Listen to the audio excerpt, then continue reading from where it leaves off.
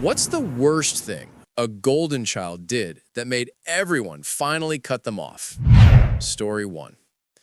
Mom's church basement smelled like coffee and carnations, and my brother, our parents' golden child, worked the room like a campaigner. He'd been managing Dad's bills for years, insisting I was too soft for hard choices. When I asked for logins, he called me ungrateful. When I suggested a third-party bookkeeper, he said I was inventing drama. Dad died in April. The hospice nurse cried harder than any of us, which should have told me something. After the service, the attorney pulled us into a side room. My brother leaned back, already rehearsing the speech he'd give about keeping the house in the family, by which he meant in his name. The attorney unfolded the most unromantic bomb ever dropped. A new will, dated 3 weeks before Dad passed. The house would be sold, debts paid. The remainder, split between me and a charitable fund Dad set up for low-income caregivers, and a personal bequest to MSR the nurse. My brother laughed like it was a prank. Then the attorney produced bank statements. Months of cash management fees my brother had paid himself. Checks to a luxury dealership. Venmo transfers labeled reimbursement, always in round numbers. The attorney's face was a portrait of unamused.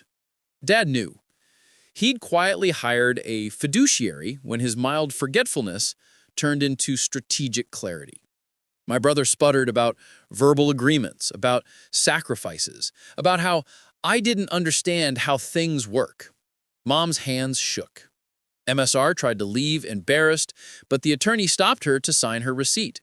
Dad had written in his notes, she did the work he claimed. Then came the final twist. The fiduciary had filed a police report months earlier. They were waiting for Dad to pass before moving, per his request, to avoid a family spectacle. A detective was standing by the church door, hat in his hands, like something out of a movie. He didn't cuff my brother, he just read the rights in a whisper. The room went quiet, except for the choir warming up for a different funeral. Mom sat down and said, steady as a metronome, get your own ride home. That was it. The thread snapped. No more group chats, no keys to the house, no I'll fix it speeches. The golden child walked out into bright noon carrying nothing but his jacket. And for once, the sun didn't follow him. Story 2. He was the golden boy in his family and in our town. Captain voice, politician smile. During the divorce, he told the judge I was unstable and he needed full custody to provide consistency. He had the Instagram to prove it. Brunches, beach days, motivational quotes. Meanwhile, I worked early shifts and drove a Honda with the bumper taped on. We got to court. His mother was front row in pearls, already planning the victory dinner. He had a binder labeled like a TED Talk, structure, security, success, and a printout of my bank overdraft from last winter as Exhibit A, irresponsible. My lawyer asked for exactly 10 minutes to question him. She didn't spend them arguing. She asked about Wednesdays. You pick up Mia at 3, correct? He nodded. And you supervise homework. He nodded again, flashing that smile at the judge. Then she called Mia. If you ever doubt a 12-year-old's power, don't. Mia walked up with her backpack and set a phone on the stand. May I? She asked the judge. He nodded. She airdropped a folder labeled Wednesdays to the court clerk. Inside, Ring camera clips of her letting herself in at 3:07 p.m. every week. Text from Dad, time-stamped, canceling. Babe, stuck on content shoot. Do math, off FaceTime at 9. Instagram lives of him at a rooftop bar on Wednesdays, captioned, Hustle Never Sleeps. Mia had made a chart. It wasn't fancy, just dates and a column titled, Did Dad Show Up? With a lot of red X's. She read one message out loud, Daddy, I'm scared. Neighbor's dog is barking. Followed by his reply, turn the TV up, I'll DoorDash you boba. The judge removed his glasses like they suddenly weighed 40 pounds. His mother hissed my name like a curse, but the room stayed quiet. My lawyer didn't gloat. She simply said, "We request primary custody, with Dad's visitation supervised until he completes a parenting plan." The judge agreed. The pearl necklace went still. Outside, he tried the old shine.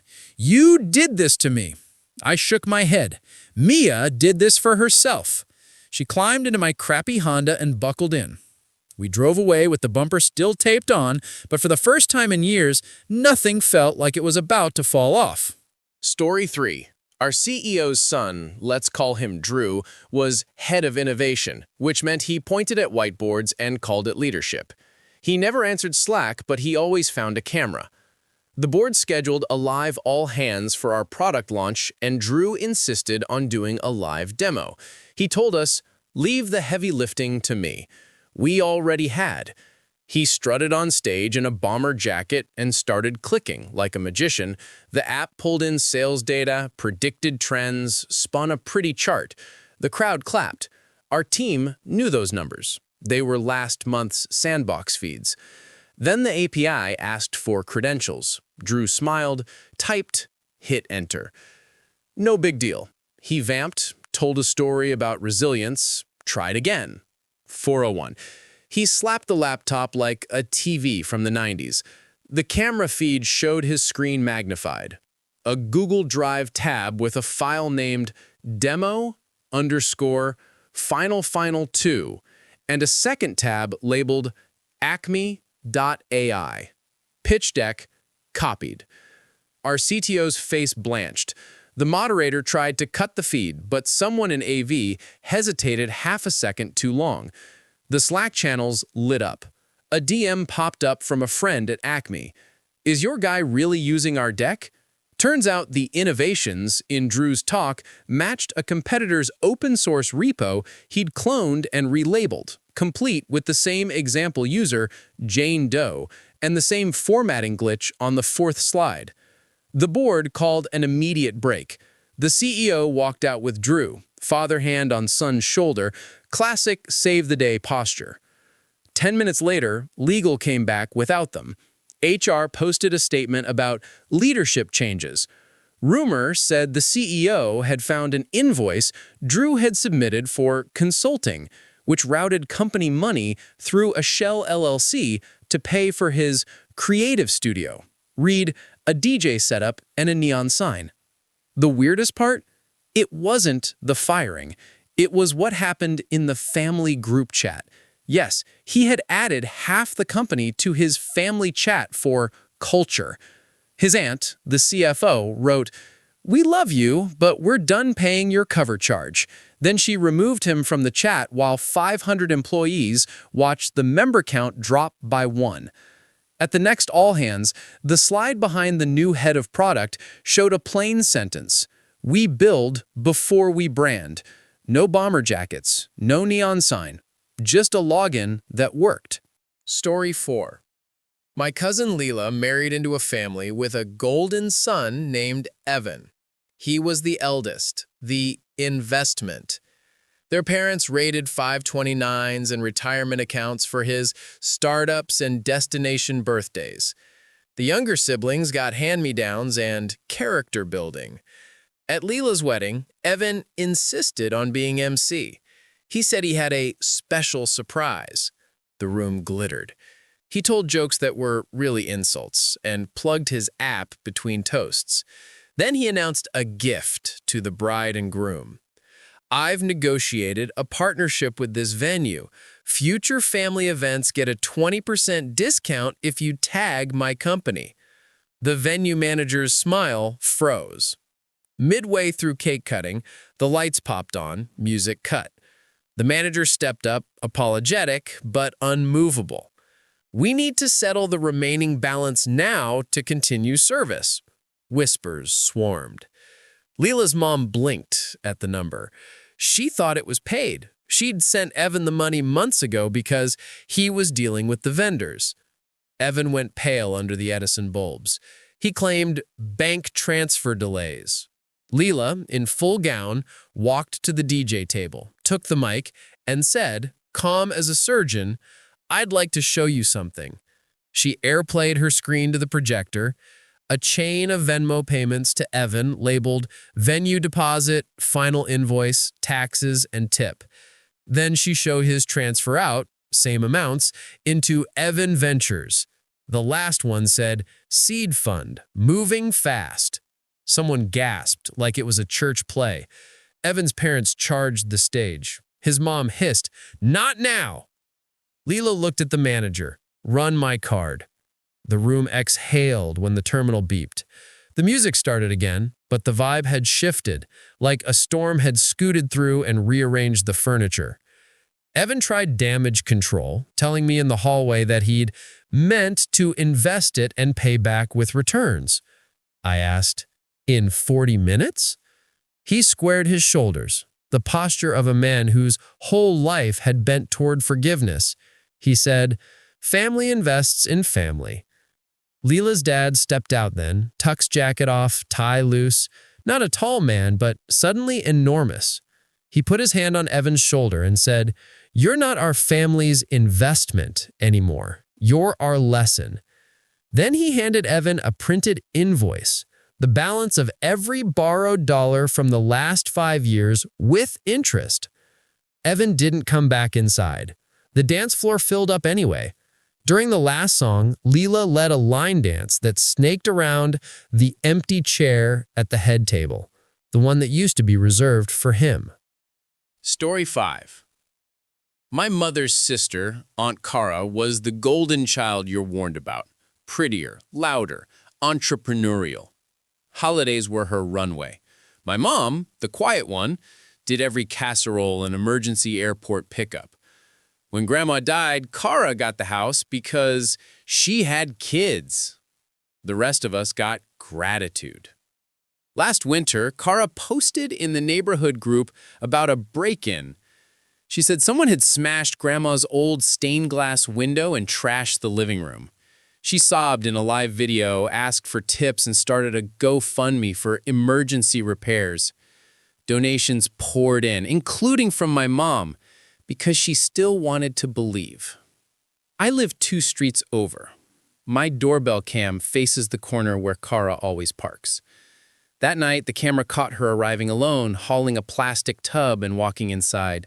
An hour later, she came out sweaty, dumped something in her trunk, then fetched a mallet and a rock from the bin by the side gate. She aimed, missed once, and then obliterated the stained glass herself. She flinched, looked straight at my camera, and smiled.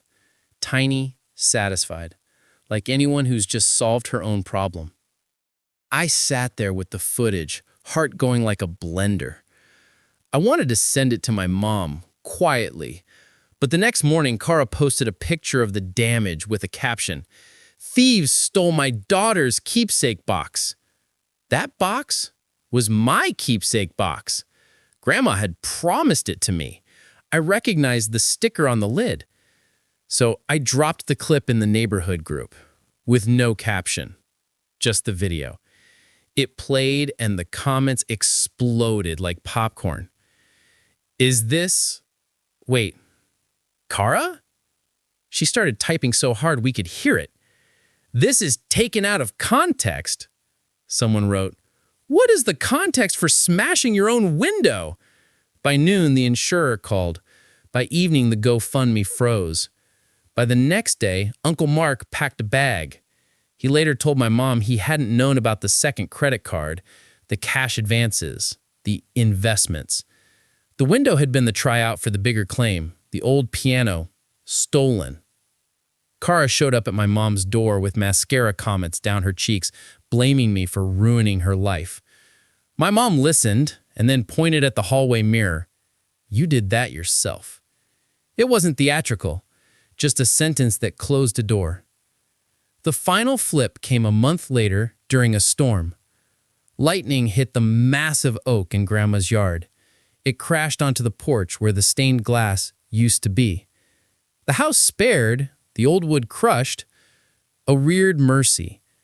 Cara had texted the family thread. "Does insurance cover acts of God?" No one replied.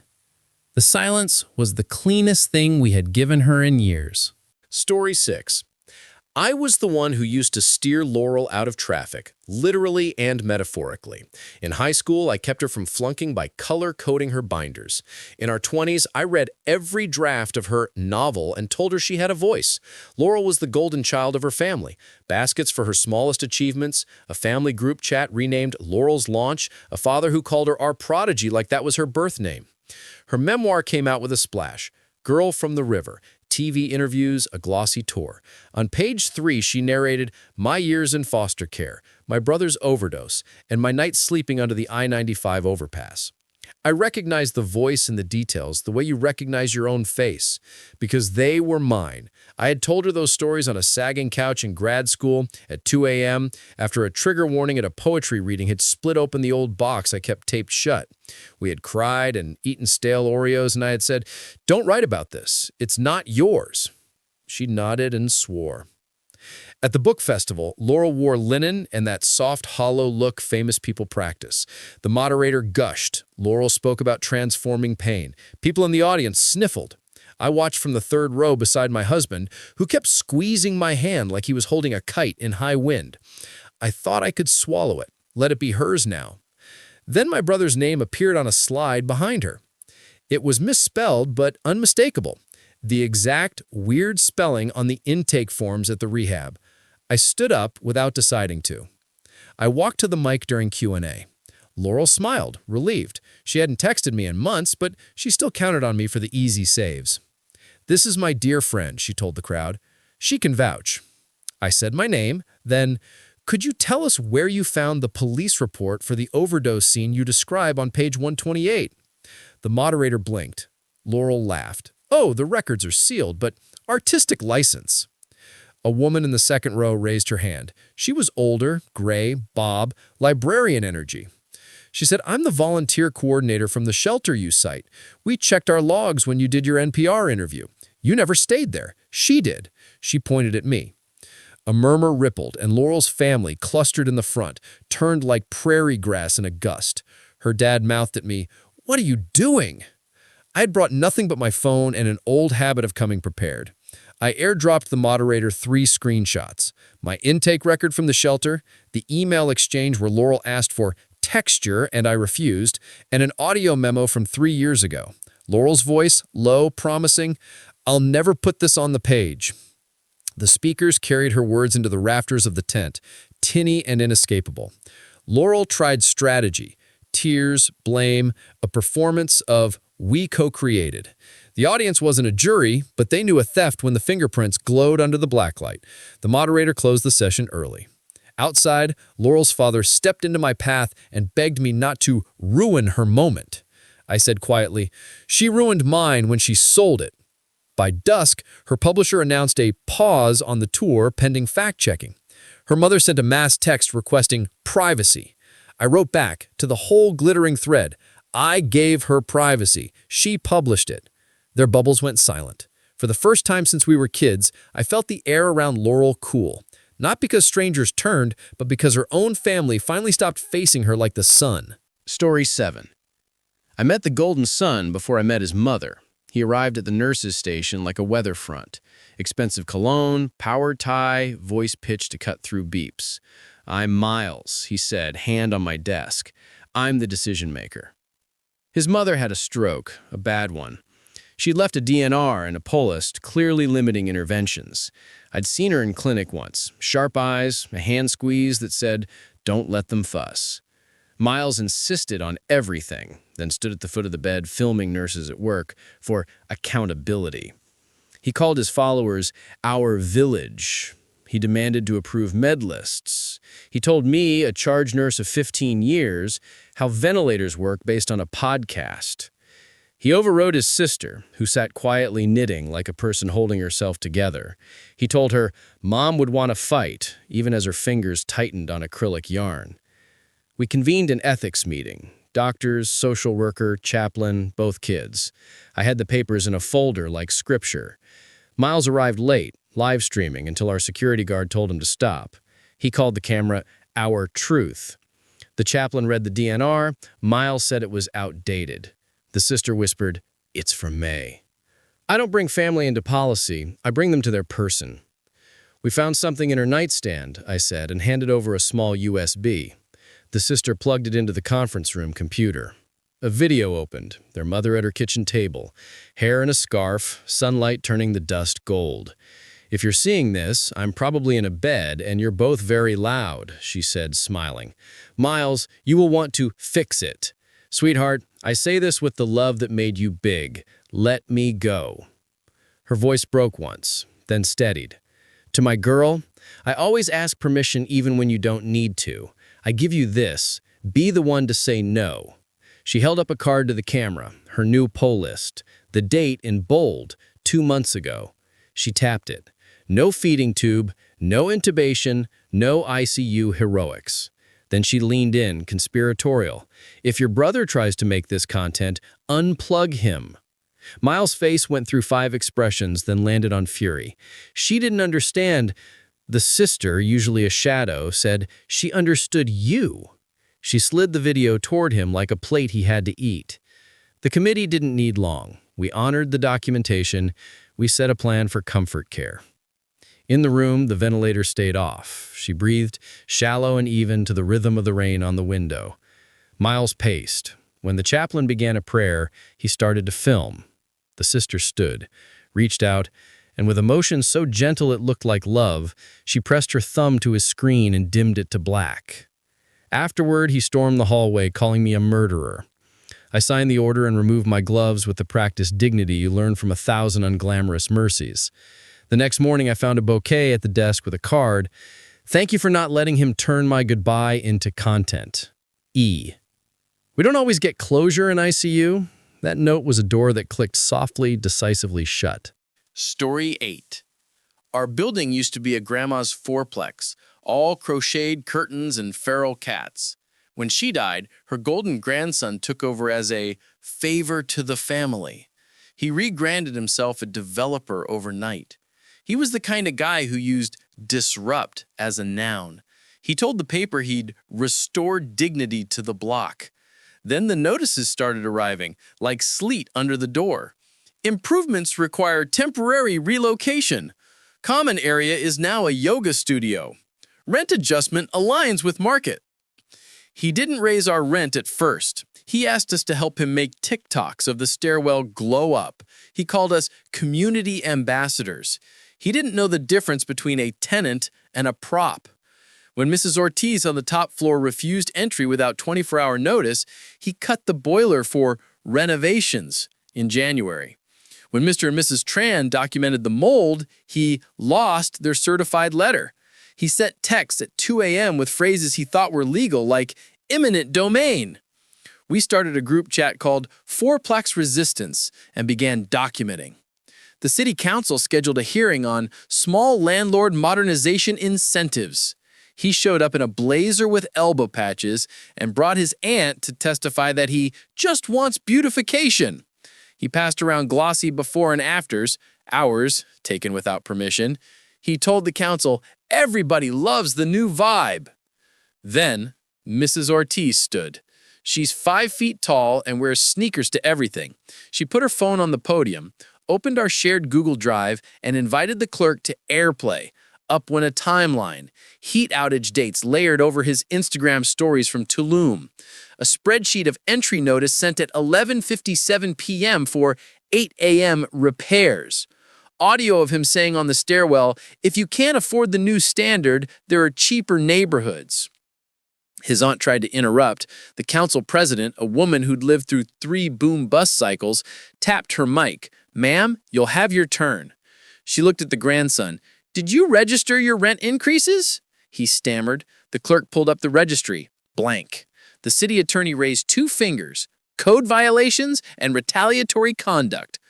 What I remember most is not his face draining like someone pulled a plug, but Mr. Tran, usually shy, clearing his throat and adding, we don't mind beauty, we mind cruelty. The room broke into that rare civic applause that sounds like rain starting on a roof. The council froze his permits. The city ordered remediation. He sent a mass text that night. We can work this out privately. We replied with a link to the hearing recording. 2 weeks later, a notice arrived not from him, but from a management company that knew how to spell Dominion. His aunt called Mrs. Ortiz to say we'd embarrass the family. Mrs. Ortiz said, "We educated the family." On the first warm day of spring, we had a potluck on the stoop. The cats came back. Dignity did too, and it didn't require a coat of paint. Story 9. If you grew up in our town, you know the Whitaker name the way you know the Dairy Queen menu. Their eldest, Chase, had his jersey hanging in the gym, his photo framed in the diner, his dad's name on the booster plaque. He wasn't just the golden child, he was the brand. When our point guard, Janelle, started lighting it up, the narrative creaked. The chatter shifted, first female to break the scoring record. You could feel the Whitakers tightening like a belt. Senior night, someone put vape cartridges in Janelle's locker. An anonymous tip brought the assistant principal. She swore they weren't hers. Chase hugged her on camera, shaking his head sadly, and posted, "We all make mistakes. Proud of you for owning it," which meant he'd already decided the story. The suspension took her out for 2 games, and the record hung there, a rung higher. I'm a bench player with decent defense and a good memory. I kept thinking about the locked hallway. Only 3 people had keys to that section: coach, the custodian, and captains. The custodian is my uncle. He texts me videos of his grandkids. He doesn't plant vapes. Coach would sooner swallow a whistle. That left. I didn't want it to be Chase. I'd spent years clapping for him. At the awards night, the principal tried to launder the scandal with ceremony. Chase got leadership, scholar-athlete, the coach's speech about legacy. Last came record breaker. Principal raised the plaque, Janelle's name taped over with a gold sticker. 2 more points and she'd have done it, but rules are rules. He called Chase. Before Chase could cross the stage, the Jumbotron flickered. Then it cut to grainy black and white, security footage from the athletic wing. A figure in a hoodie entered our locker room at 6:13 a.m. He used a key from a lanyard that flashed the W tiger print we all wore, except captains had a silver clip engraved with their number. The frame froze as he turned. Half profile, unmistakable jawline. Chase. The audio was just a hum, but you could hear 400 people inhale at once. My uncle, custodian's polo, large ring of keys, stepped out from the side of the stage. I pulled this for the police when I realized the timestamps. I thought the school should see it first. Coach didn't look surprised. He looked tired. Chase's dad stood up, started to bluster about deep fakes. He's loud at games, the gym knows his voice, but the principal's hands were shaking and not from stage fright. He set the plaque down. Janelle walked up the steps, not to the mic, but to the table where the awards sat. She picked up the record breaker plaque, peeled off the gold sticker, and pressed it into the principal's hand. I don't need a piece of wood, but I won't let you give mine to the guy who tried to steal it. The gym didn't cheer. It stood, slowly, like in church when something true has been said, and you have to rise because your body knows. Chase's mom pulled her son's hand down gently, like lowering a weapon. He didn't go on stage. The boosters took his banner down the next week. The nail holes still show. When the sun hits them at 4 p.m., they look like constellation points that finally stop spelling his name. Story 10. Our brother Armin was the prince our parents polished to a glow. When we moved, they plowed every advantage into his lane. Test prep, internships from uncles of uncles, a car bought to get to class that spent more time at cafes than campus. He called his hustle strategy. He called mine helping. When our parents started their citizenship process, Armin took charge. He told them the forms were too complex and that a lawyer would be a waste. He filed everything online and kept the mail at his apartment to avoid confusion. He told me, when I asked to see the documents, stay in your lane. Mom's green card expired while a renewal was pending. Dad's interview got rescheduled 3 times. Armin said the pandemic backlog was to blame. Then he asked Dad to sign a tax thing. I skimmed it. It made Armin our parents' dependent caregiver, funneling credits to him. I watched him drive off in a new car the same week Mom sold her bangles for fees. In July, Mom went back to Tehran to sit with her sister through chemotherapy. On the day she flew home, Armin told us not to come. He'd handle her reentry. My gut was a swarm. I went anyway. At arrivals, the board shifted to landed. Then an hour later, she still didn't come out. A uniformed officer called a name, not mine, Armin's. He arrived 40 minutes later, sunglasses on inside. He went to secondary inspection with that smile that gets him refunds and upgrades. 30 minutes after that, an officer came to the seating area and asked for me. She's listed as alternate contact, she said. I hadn't known I was listed for anything. Armin had always kept the paperwork like a hostage. Inside the room, Mom sat on a metal chair, holding a tissue like it was the only thing keeping her tethered. The officer set a file down. Your son filed a withdrawal of your reentry permit, she told Mom. He petitioned for you to return as a visitor. Visitors can't stay. The paperwork had Armin's signature. The date was the same week he'd finalized an application for low-income housing as a multi-generational caregiver. If Mom was a visitor, he could claim overcrowding and jump a list. He'd turned our mother into a chip. I looked at him. He didn't look back at either of us. He looked at the officer like she was a stubborn app interface. There was a misunderstanding, he said. We can fix it online. The officer shook her head. Not today. Secondary inspection offices are built to be nowhere. The only thing real in that room was the sound Mom made when she understood the betrayal. She reached for me the way she used to reach for the railing when I was little, and stairs were oceans. What do we do? She asked in Persian. I told the officer the truth, that I had copies of her expired green card, her reentry permit application number, the certified mail receipts I had started making Armin take photos of and accidentally sent to me. Every breadcrumb I could salvage. The officer went away to ask a supervisor. Armin finally looked at me. You're being dramatic, he said. You always are. When the officer came back, she said, we can parole her in for 30 days. She'll need counsel. Mom took my hand and nodded. Armin started to argue, to wield tone like a tool. Mom let go of my hand and stood. She was jet-lagged, 68, and small. She faced him like a mountain. She said softly, you made me a visitor in my own house. I choose the child who made me a person. At home that night, she opened the hallway closet and put Armin's spare keys in an envelope. She taped it to the door. When he came to talk, the door stayed locked. The next morning, we sat at the immigration clinic, filling out forms in blue ink under fluorescent lights. Mom signed her name carefully, each curve a refusal. The case will take months. The cut took one sentence. Not I disown you, but I will not be your paperwork. In the end, exile didn't cross an ocean.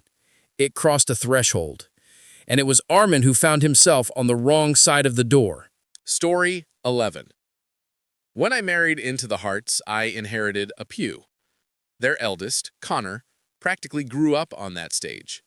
Youth leader at 15, mission trip photo dumps at 19, director of community outreach by 25, a title our small church invented because the pastor couldn't say no to the golden boy. Connor had ideas that sounded like Instagram captions: Laundry of Love, Blessing Pantry, Project Sunrise. He'd hold up a branded tote, quote James, and the offering plates would swell. My mother-in-law glowed at every "attaboy." I was the accountant in the family and, by extension, volunteered to help reconcile the outreach fund before the annual meeting. Connor bristled. The Spirit doesn't move in spreadsheets, he said, which even in church is a red flag. He stored receipts in his office, a repurposed Sunday school room with a ring light. The few invoices I did see were creative. A $1,400 community engagement package from a marketing firm that shared his home address. A $900 ministry vehicle detail the week before his Cancun trip. I didn't go vigilante. I asked for a routine audit. The pastor, conflict-averse, scheduled it. Connor showed up to the meeting with a slide deck and a grin that could turn water into likes. The sanctuary smelled like coffee and carpet cleaner. In front of 100 people and a live stream, he scrolled through glossy collages of happy families with tote bags. No line items. When trustees pressed, he spun it as flexible love. When old Mr. Fulton, who builds wheelchair ramps out of scrap lumber, asked about vendor bids, Connor said, We're a family, not a bureaucracy. Then came the accident I didn't plan. The youth drama team had just used our wireless mics for their pageant. Someone handed Connor a mic with the mute switch taped over. He stepped off stage during a hymn and, thinking he was off, hissed into his phone. "Babe, if they push back, cry. Say we prayed. Tell Mom to stand up." The sound fed straight into the live stream, then bounced into the sanctuary. The pianist faltered. The hymn died in mid-verse. On the projection screen, the YouTube chat exploded like a popcorn machine. Is he coaching tears? You could feel 30 years of potlucks and work days stiffen into something cold. The treasurer moved to table his budget. The pastor, normally all soft edges, said, "Connor, put down the mic." My mother-in-law rose, just as he'd scripted, hands shaking. But she didn't defend him. She turned to the church she'd fed casseroles to for decades and said, "I love my son. I will not co-sign his performance." Then she sat. The vote wasn't dramatic. It was precise. Audit, suspend bylaw authority, remove him from handling funds. Afterward, Connor cornered me in the corridor where the fellowship hall smells like crockpots even on weekdays. "You did this," he said. "You hate my success." I handed him a manila folder. Vendor registrations, addresses, the LLC he'd formed last summer called Bright City Creative. Sole proprietor, Connor Hart. He stared, then lunged for excuses, for Jesus, for anything. I didn't preach. I quoted the ledger. I said, "You converted designated gifts. That's theft, whether your logo has a cross or not." On the live stream playback, you can hear my mother-in-law's voice, small but steady, as she speaks into the mic after the vote. "Connor, you can come to my table when you're hungry. You can't come to my church when you're hungry for applause." The tote bags looked very empty after that. So did the pew where he used to glow. Story 12. In our family, education is a shrine with my Aunt Lydia as high priestess. Her firstborn Victor was born on a day she says she felt angels hum. He was the golden boy who never needed sleep and read at 3. The rest of us became his scenery. When I got a scholarship, Aunt Lydia congratulated my grit like I'd clawed my way up from a well. When Victor earned an internship at his godfather's firm, she circulated a press release. Victor picked an elite university far from our Rust Belt town. For 4 years, he sent back carefully cropped photos, study groups with skylines, latte art on textbooks, wristwatch beside Plato. He chatted at holidays about quantifying narrative. His mother collected his tuition bills like war medals and repeated summa at random intervals as if manifesting it. My aunt remortgaged her house once to order his cap and gown early so we could frame it. The week of commencement, we caravanned across state lines in minivans packed with pastry boxes. We arrived on campus with banners and brass, to parents in dresses they couldn't afford, to that smell of grass and heat that carries hope like pollen. Aunt Lydia wore heels that made her taller than her husband for the first time in decades. She held a bouquet big enough to obscure a modest lie. Names rolled across the loudspeakers, a river of syllables. We clapped for strangers. We approached the letter V, like a coastline after a long swim.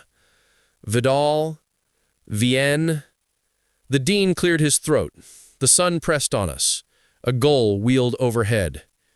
"Wade," he said, and I felt something tilt. The program had Victor's name. The screen, a stadium-sized rectangle indifferent to prayer, did not. The line of graduates shifted, and where he should have been was a blank patch of air. My aunt sat forward so far her pearls strained. The brass band kept playing, cold, relentless. After, in the chaos of folding chairs and tossed caps, my Aunt Lydia and I found Victor behind the arts building by a dumpster, his gown balled in one hand like a wilted flag. He looked like a boy by a river who dropped a rock and convinced himself it skipped. "They're fixing it," he said. "Administrative error." University errors don't arrive with manila envelopes stamped academic affairs. This one did. A staffer walked up to us, cheeks pinked by doing this too many times. "Mr. Arellano," she said, not asking, "your degree has been withheld pending review." She glanced at me, then at Aunt Lydia, then back to him. Your senior thesis duplicated significant sections from previously submitted work. He'd lifted it. From where didn't matter. It wasn't from his brain. My aunt opened and closed her mouth like a fish displaced. "But he's Victor," she said, to the staffer, to the sky, to the marching band. "He's always been Victor." The staffer had no box for that on her form. She handed over a letter, and in an act of mercy no policy requires, asked if we needed directions to the counseling center. We walked to the quad. The photo we'd meant to take in front of the library didn't happen. Aunt Lydia set the bouquet on a bench like flowers on a grave. Victor caught my eye. "You could have warned me," he said, as if plagiarism notices are weather I control. I thought about the 4 years he'd called me community college like a nickname. I thought about my night shifts and the way my car's ceiling fabric sags. Aunt Lydia took off her heels and carried them like broken wings. On the drive home, she didn't speak until we hit the county line. Then she said very quietly, "I should have told you both the truth earlier. I loved him more because it was easier." She slid the framed pre-ordered cap and gown photo under her seat with a soft scrape, and when we got back, she put it face down in the hall closet. It was the first thing she ever put away that didn't belong on a mantle. Story 13. I am the one in our family who waters plants and remembers pills. When the Martins vacationed, I fed their fish. When Aunt Dee had surgery, I cleaned her cat's litter. When my sister married into the Brunos, their golden son, Nico, drafted me into his orbit. Can you check on Nana's bird while I'm in Miami? His parents never said no to him, they said yes for him. He was the kind of person who called pets a season. Nana had a yellow-naped Amazon named Captain, 32 years old, bilingual, a gossip. Captain said ciao when you opened the door and "who's my handsome" whenever he saw himself in the microwave. He adored Nana and tolerated the rest of us. When Nana slipped on the basement stairs and moved into rehab, Nico breezed around the problem. "It's fine," he said. "I rehomed the dog already. The bird is next." No one else knew the dog had been rehomed. They still asked me to send photos of Bruno the Maltese, and I dodged. Thanksgiving came. Nana was coming home for the day in a wheelchair. The dining room table buckled under platters. Nico arrived late, teeth bright, girlfriend new. He'd brought Captain for Nana's spirits, he said, placing the covered cage by the china cabinet. He loves the car. Captain fluffed and muttered under the sheet like a gossiping ant. Mid-meal, Nana reached for the cage cover with hands that had known dough and grief. She lifted it. Captain blinked twice, tilted his head, and screamed with the clarity of a toddler at a checkout line. "Craigslist crate, 200 cash, no returns." Silence fell so hard the gravy rippled. Nico laughed too loud. "Birds repeat random stuff," he said, stabbing turkey. Captain cocked his head the other way, delighted by the attention, and launched into his set. "Bye-bye, Bruno. New house. Shh. Don't tell Nana. Who's my handsome? Nico's my handsome." He ended with a trilling wolf whistle so accurate the tablecloth blushed. My stomach dropped like an elevator. I'm the one who had seen the empty dog bed, the missing leash, the text to me. "Don't be dramatic. He'll be better off," completed with a thumbs-up emoji. Nana's fork clinked against her plate. She looked at me, not at him. "Dove il cane?" she asked. "Where is the dog?" I didn't save Nico. I owe him nothing, and Nana everything. I told her the truth. He'd sold Bruno to a woman 2 towns over, no check-ins, cash only. Nico's mother covered her mouth. His father reached for the arm of his chair like he was bracing for a wave. Nico started the usual dance.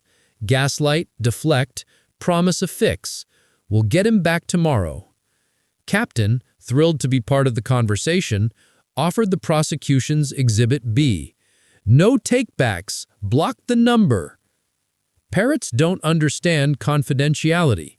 They only understand repetition, and Nico had practiced his lines within earshot of a witness who never forgets. We didn't finish dessert. My brother and I drove Nana to the address in Nico's sent Venmo, a breadcrumb he didn't think anyone would follow. We knocked. A kid opened the door holding Bruno like a loaf of bread. The mom, cautious, listened as I explained in halting English and then in Spanish that we'd pay her back her cash and then some, that we'd bring paperwork, that we were wrong. She looked at Bruno, he looked at Nana, who already had both hands out. The exchange was quiet, consensual, and heavy with shame that wasn't hers. Back at the house, Nico waited with an apology drafted on notes. Nana rolled past him, Bruno in her lap, Captain in his cage on my hip, and said, in a voice that might have been the last thing she'll ever say to him, "You were the only animal in this family who cannot be trusted."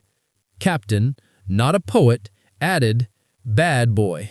Then he laughed and laughed until the chandelier seemed to shake.